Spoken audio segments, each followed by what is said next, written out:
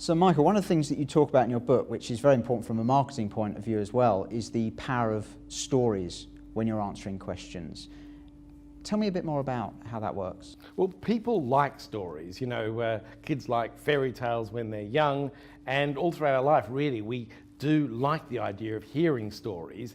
And in the context of a great answer, a story is typically a real life example that you can actually picture in your head.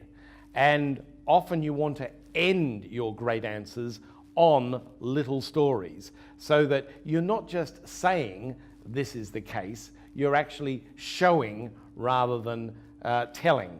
And the story, when you're actually spelling the details about this particular client had a particular problem and we invented the XYZ package for him and it solved his problem and now he's making 5 times more money than ever before.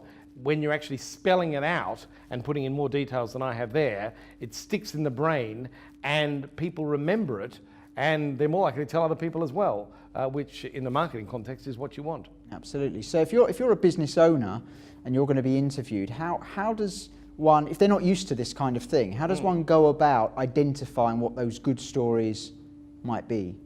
Well, you actually want to be thinking, you know, surely our company has done some good things for people. Let's hope that those watching this have actually had that experience.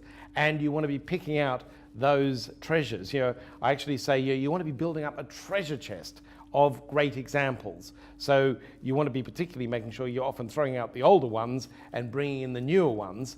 And then when you're asked a question, you can just dip straight into that treasure chest. And when you're under pressure, which people often feel when they're in front of a live audience or when they're on television, it's often really gratifying to know, they've asked me that question, I've got just the right example to illustrate my point. So if you actually make a point of having a box on your desk, which you stick little details of examples in, or open a file on your computer, then you've got a great treasure chest to dip into, and that will fuel and make your great answers really memorable.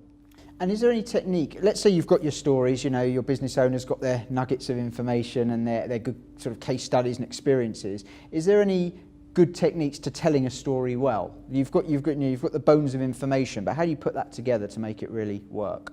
What you often want to do is like a lot of novels do, really, although obviously you need to tell only exact truths, but you want to be outlining what the problem is. And when you get really good at it, often it's a matter of, well, this was the problem, and here our company XYZ created the ABC solution, ta-da, and this had this effect on the client.